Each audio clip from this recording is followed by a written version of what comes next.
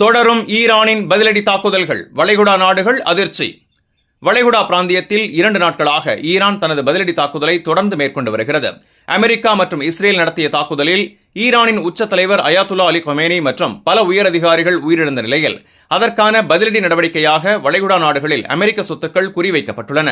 ஞாயிற்றுக்கிழமை Dubai, Doha, Manama உள்ளிட்ட நகரங்களில் பல்வேறு வெடிப்புச் சத்தங்கள் கேட்கப்பட்டது.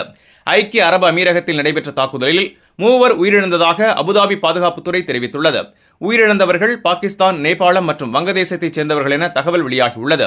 கத்தாரின் தலைநகர் தோஹாவில் அதிகாலையில் பலத்த வெடிப்புச் சத்தங்களும் கருமை புகையும் காணப்பட்டதாக சாட்சிகள் தெரிவித்துள்ளனர்.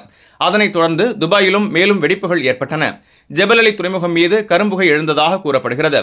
ஓமன் நாட்டின் டுகும் வர்த்தக துறைமுகம் 2 ட்ரோன்களால் தாக்கப்பட்டதாக ஓமன் நியூஸ் ஏஜென்சி செய்தி வெளியிட்டுள்ளது. இதில் வெளிநாட்டு தொழிலாளர் ஒருவர் காயமடைந்தார்.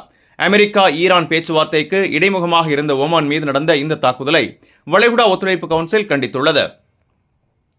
சனிக்கிழமை மட்டும் ஈரான் 137 ஏவுகணைகள் மற்றும் 209 ட்ரோன்களை ஐக்கிய அரபு அமீரகத்தை நோக்கி ஏவியதாக தகவல்கள் தெரிவிக்கின்றன. துபாயின் புகழ்பெற்ற புர்ஜ் அல் அராப் மற்றும் பாம் ஜுமேரா பகுதிகளுக்கு அருகில் தீ மற்றும் புகை காணப்பட்டதாக கூறப்படுகிறது. அபுதாபி மற்றும் துபாய் சர்வதேச விமான நிலையங்களும் பாதிக்கப்பட்டதாக தகவல் வெளியாகியுள்ளது. இதேவேளை இஸ்ரேல் 30க்கும் மேற்பட்ட இலக்குகளை மேற்கு மற்றும் மத்திய ஈரானில் தாக்கியதாக அறிவித்துள்ளது. இந்த தாக்குதல்கள் தொடரும் எனவும் எச்சரித்துள்ளது. சனிக்கிழமை முதல் இதுவரை ஈரானில் 200க்கும் மேற்பட்டோர் உயிரிழந்துள்ளதாக தகவல்கள் தெரிவிக்கின்றன. தெற்கு நகரமான மினாவில் உள்ள சிறுமிகள் பள்ளி மீது தாக்குதல் நடத்தப்பட்டதில் பலர் பலியானதாக கூறப்படுகிறது. ஈரான் ஜனாதிபதி மசூத் பெஷிஷ்கியான் கமேனியின் கொலையை மிகப்பெரிய குற்றம் என கண்டித்துள்ளார். அமெரிக்க முன்னாள் ஜனாதிபதி டொனால்டு டிரம்ப் ஈரான் மேலும் தாக்கினால் இதுவரை காணாத வலிமையுடன் பதிலடி வழங்கப்படும் என எச்சரித்துள்ளார். இந்த சூழ்நிலையில் மத்திய கிழக்கு பிராந்தியம் முழுவதும் போர் பரவுமா என்ற அச்சம் அதிகரித்துள்ளது.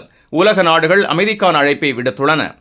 இந்த செய்தி உங்களுக்கு பயனுள்ளதா இருந்தா வீடியோவை லைக் பண்ணுங்க, உங்க கருத்தை கமெண்ட்ல பதிவு பண்ணுங்க. மேலும் வளைகுடா மற்றும் உலக செய்திகளை உடனுக்குடன் பெற Gulf 360 நியூஸின் தமிழ் சேனலை சப்ஸ்கிரைப் பண்ண மறந்துடாதீங்க.